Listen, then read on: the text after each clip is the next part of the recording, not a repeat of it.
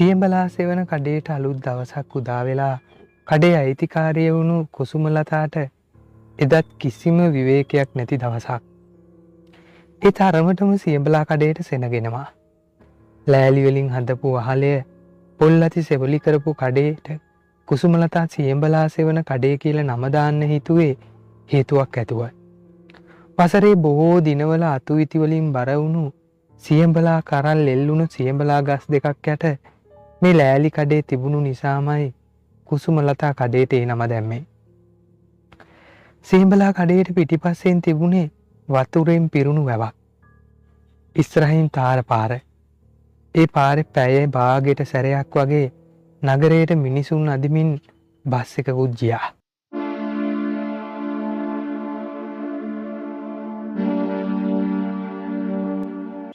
සියඹලා සෙවන කඩේට ගොඩක් දෙනෙක් ගොඩ වැදුනේ මොනවා හරි කාලා ප්ලේන්ටියක් බීලා තමන්ගේ කුසගින්දර නිවා ගන්න.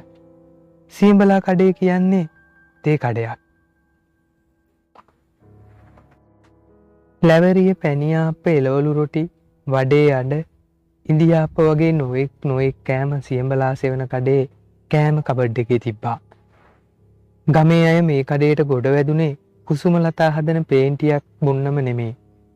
ගමේ අලුතින් වෙන දේවල් නොයෙක් කල්ලාප සල්ලාපවල යෙදෙන්නත් එක්කමයි. මේ සියඹලා කඩේට කට්ටිය ගොඩ වැදුනේ ඒ නිසාමයි. කඩේ ඉස්සරහා තියෙන දෑම් ලෑල්ලේ දවසේ බොහෝ වෙලාවල් වල කීප දිනෙක වට කරගෙන මිනිස්සු දාම් අදින එක සුලභ දසුණක්.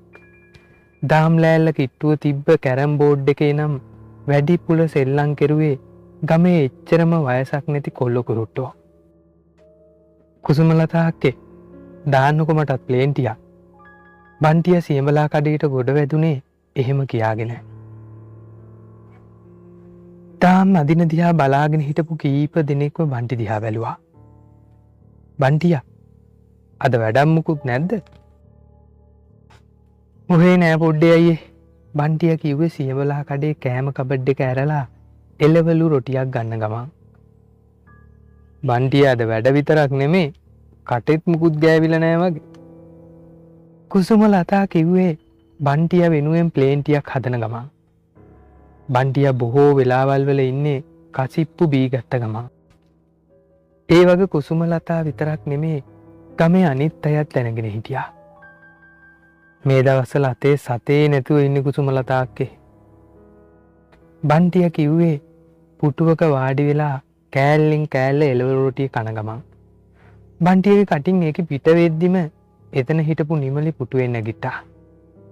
හපමින් හිටපු බුලත් පිටේ කෙලපාර චිරිස් සඳින් සියඹලා කඩේ සුදු ඇල්ලට විසි කරපු ඔහු ආපහු බන්ටිය දිහා බැලුවා. සියඹලා කඩේ සුදු ඇල්ල ඔය වගේ බුලත් පිටි කෙලපාරවල් කෑම එච්චරම අරුමයක් නෙවෙයි. අතේ සතයක්වත් නැති එක අරුමයක් ඈ. කීයක් හරි අපට හම්බ වුණොත් බන්ටියා ඉන්නේ ජමාලගේ කසිප්පු තිප්පලේනේ. නිමලේ කිව්වේ කරපු කාර්යය ඉවර වෙලා යලිත් පුටුවේ ඉඳ ගන්න ගමන්. ඒක නෙමේ බන්ටි අයියේ. ගම්පලාත එහෙම යන්නේ නෑ. පොඩ්ඩේ දාම්මිත් එක්ක අදින ගමන්මයි කිව්වේ. යන්නත් ඕනේ. බන්ටියා කිව්වේ ඕන වැට එපාවට වගේ. බන්ටියා ඉපදුණු ගම මේ ගම නෙමෙයි. ඔහු ඈත ගමක කෙනෙක්. මේ ගමට ඔහු පදිංචියට ආවේ මීට මාස 3කට විතර කලින්. ගමේ කවුරුත් නැති ගෙදරක බන්ටිය පදිංචි වෙලා හිටියේ ඒ වත්තයි ගෙයි බලාගෙන තනියම. ඒ නිවසේ ජීවත් වෙලා හිටපු ඔහු සල්ලි කීයක් හරි හොයාගත්තේ කුලියට පොල් ගස් වලට නැගලා පොල් කඩන වගේ දේවල් කරලා.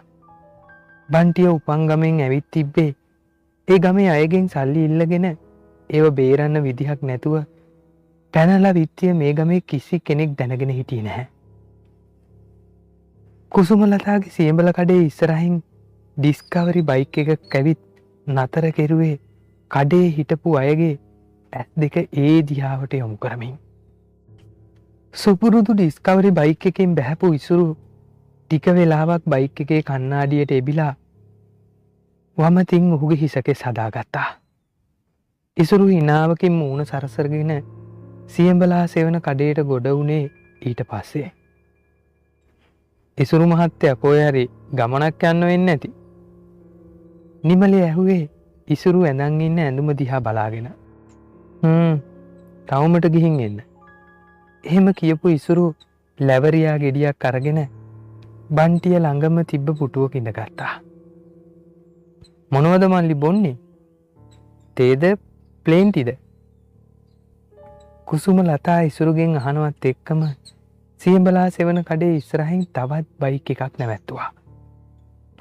වයස අවුරුදු 4ක විතර ඇති පිරිමි ළමයෙකුත් එක්ක ස්කූටි වර්ගේ බයික් එකෙන් බැහැලා ඊළඟට කඩේට ගොඩ වැදුනේ නිපුනිකා. මටත් ප්ලේන් ටිකක් දාන්නක්කේ. ඉසුරු කුසුමලතා අහපු දෙයට පිළිතුරු දෙද්දී නිපුනිකා ඇවිත් කෑම කබඩ් එකට එපුණා. අද අපේ කොටුවේ වට්ටක්ක කඩනවා කුසුමලතා අක්කේ. වට්ටක්ක කඩන අයට කන්නේ මොනවද අරගෙන යන්නේ කියලා බැලුවේ. එහෙනම් නිපුනිකාලට මේ දවස්වල සරුයි. ඒ කතාවට නිපුනිකා සිනහාවක් නැගුවා විතරයි. අන්තිමට ඇය එළවලු රොටි 5ක් අරගන්න හිතුවා. සියඹලා සෙවන කඩේ ආසන්නයේ තිබ්බ බස් හෝල්ඩ් එක ළඟින් පාරේ දුවන බස් එක නැවැත්තුවා. ඒකෙන් බහැපු පුද්ගලයා දිහාටයි ඊළඟට සියඹලා සෙවන කඩේ හිටපු අයගේ මාතෘකාව යොමු වුණේ. බස් එකෙන් බහැපු සෙනරත් සියඹලා කඩේට ගොඩ වදින්නේ නැතුව ටිකටම ඇවිදගෙන ගියා. සෙනරත්ගේ එක අතක් පන තිබ්බේ නෑ. එය ඔහුට උපතින්ම උරුම වූවක් නම් නෙවෙයි. ඈ දැන් ඇඩ්ඩින්ගුරා මැරිලා අවුරුදු 2කටත් කිට්ටු වෙන්න එනවනේ. නිමලි කිව්වේ පාරේ ඇවිදගෙන යන සෙනරත් දිහා බලාගෙනමයි. ඇයි උඹට එක පාරටම ඇඩ්ඩින්ගුරා මතක් වුණේ? නෑ මට මතක් වුණේ සෙනරත්ගේ කොර වෙච්ච අත දැකලා. සෙනරත්ගේ අත කොර කෙරුවේ ඇඩ්ඩින්ගුරා කියලානේ කියන්නේ. මට නම් ඔය ඇඩ්ඩින්ගුරා ගැන මතක් කරන්නවත් එපා. ජීවත් වෙලා හිටපු කාලෙටම කෙරුවේ මිනිස්සුන්ට ගින්දර දුන්නු එක. පොඩ්ඩෙත් කතාවට එකතු වුණා. සෙනරත් දවසක් ගෝරියක වෙලාවක ඇඩ්ඩින්ගුරාට පාරක් ගහලා තිනවා.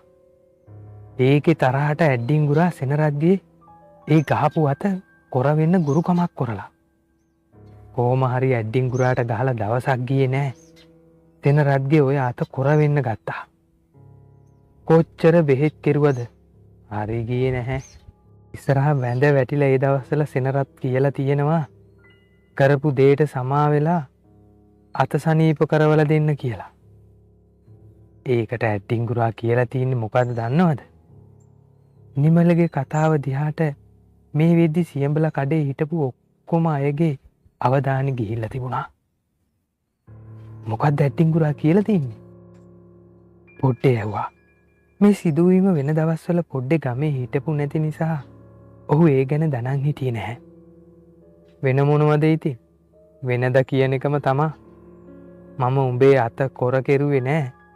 මම මොකටද උඹේ අත කොර කරන්නේ? ඕක තමා කියලා තියෙන්නේ. ඇඩ්ඩින්ගුරා ගුරුකමක් කෙරුවොත් ඒක ඉතින් කිරි ගැහැට යන්න වගේ තමා ඉතින්. හැබැයි කරපු බන්ධනේ ආපහු කපන්නේ නම් නෑ. ජීවත් වෙලා ඉන්න කාලේ ඇඩ්ඩින්ගුරාට වචනකින් හරි කවුරු හරි බැන්න නම් ඌට ඉතින් බුදු සරණයි. ජීවත් වෙලා ඉද්දි මිනිස්සුන්ට කරපු කියපු දේවල් හින්දමයි අවසානයේ ඇඩ්ඩින්ගුරාට පන පිටින් පණුව ගහලම මැරුණේ. අවසානයේ බලන්න කෙනෙක්වත් හිටියයි. තනි පංගලමේ දුක් ඉඳලා මැරිලා ගියා. එහෙම කියපු කුසුමලතා ඉසුරුට ප්ලේන් ටික දික් කෙරුවා. ඇත්තද ඔය ඇඩ්ඩින්ගුරා හිටපු ගෙදර හොල්මන් තියෙනවා කියන්නේ? කීප දෙනෙක් බය වෙලක් තියනවලු. එහෙම කියපු ඉසුරු ප්ලේන් ටික තොල ගෑවා. ඒක ඇත්ත. මමත් බය වෙලා දිනවා. මෙතෙක් වෙලා නිහඬ වෙලා හිටපු සෙනවිරත්න කතාවට එකතු වුණා. ඇයි සෙනවි අයියට මොකද උනේ? මම දවසක් ගියා ඔය ඇඩ්ඩින්ගුරා හිටපු ගේ තිබ්බ වත්තට උදළු මිටක් ගන්න කියලා. ධම්මින්න ලීයක් කපා ගන්න කියලා. ඒ වත්තේ හරියට දම්මින්න ගස් තියෙනවනේ. සෙනවි මදකට කතාව නවත්තලා කට්ටිය ඔහුගේ කතාව අහනවද කියලා මොහොතක් බැලුවා. ඉතින් මොකද වුණේ? පොඩ්ඩේ ඇහුවේ අදිමින් හිටපු දාන් ඇදිල්ලත් මොහොතකට නවත්තලා. මම ගිහින් දම්මින්න ගහකට ඉලක්කය අල්ලලා කෙටුවා. ඒත් කොටපු ඉලක්කේ හරි ගියේ නෑ. පිහිපාර දම්මින්න ගහේ වැදුනේ නෑ. මට හිතුනේ 40 වෙලාවක් ගියාද කියලායි. එහෙම හිතලා මම තව පාරක් කෙටුවා. ඒ පාර උනේත් අල කලින් පාර වුණු දෙමයි. පිහිය දම්මින්න ගහේ වැදෙන්නේ නැතුව වෙන පැත්තකට යන්නේ. කවුරු හරි පැත්තක ඉඳලා පිහිය තල්ලු කරනවා වගේ. පස් පාරක් විතර කෙටුවා. වෙන්නේ අර දෙමයි. ඒ වෙනකොට කළුවර වැටෙන්නත් ඔන්න මෙන්න වෙලාවක්.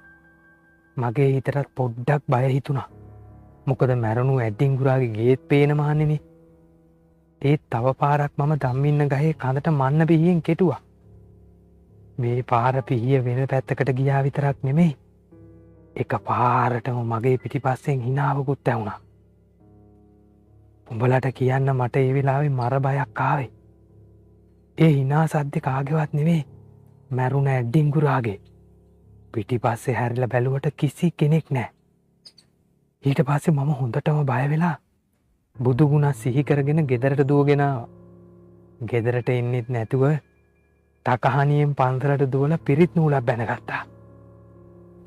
උඹලට කියන්න අර දම්මින්න ගහට කොටන්න හදපු පිහියෙන් ඊට පස්සේ මට කිසිම වැඩක් ගන්න බැරි වුණා.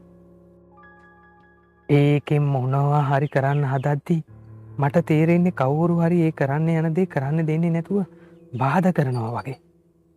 අවසානයේ බැරිම තැන මම ඒ පිහියෙන් මැරුණු ඇඩ්ඩින්ගුරා හිටපු වාත්තටම විසි කරලා ආවා. සෙනවි කතාව නැවැත්තුවේ එහෙම කියන ගම. ඔව් මමත් ඔය වගේ කතා අහලා තියෙනවා. ඔය ඇඩ්ඩින් ආතා මැරුණට ඔය ගෙයි වත්තයි දාලා ගිහින් නැහැ. ඒ වත්තට කවුරුවත් ඇතුල් වෙන්නවත් කැමති නැහැ.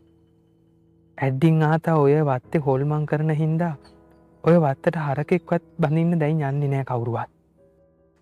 තාමත් කඩෙන් ගිහිල්ලා හිටියේ නැති නිපුණිකා කිව්වා. ඇයි සුමන පාලගේ හරක් දෙන්නෙක් එකම දවසේ මැරිලා හිටියේ ඔය ඇඩ්ඩින්ගුරාගේ ඉඩමේ බැඳලා හිටපු දවසේනේ. හරක් ගැන කියද්දි අමරදාසට මතක් වුණේ ඒකයි. මට හිතෙන්නේ ඒකත් වෙලා තියෙන්නේ මැරුණු ඇඩ්ඩින්ගුරාගේ බලපෑමෙන් වෙන්නේ නැති. නිමලේ එහෙම කිව්වා. අඩුම ගානේ ඔය වත්තට පොල් ගත්තක් පලාකොලයක් කඩා ගන්න යන්නවත් තාමත් මිනිස්සු බයයි. සිරිය නැන්ද දවසක් ඇඩ්ඩින්ගුරාගේ වත්තෙන් පොල් ගෙඩියක් වැටෙන් රිංගල අහුලගෙන. ඒ කරගෙන ආපහු වෙනකොට සිරිය නැන්දට දැනිලා පිටිපස්සෙන් කවුරු හරි එන විදිහේ අඬි හඩා. පිටිපස්ස හැරිලා බල බලා ඇවිත් කවුරුවත් නැහැ. සිරිය නැන්ද ඉක්මනට දුවගෙන ඊට පස්සේ එන්න පටන් අරගෙන.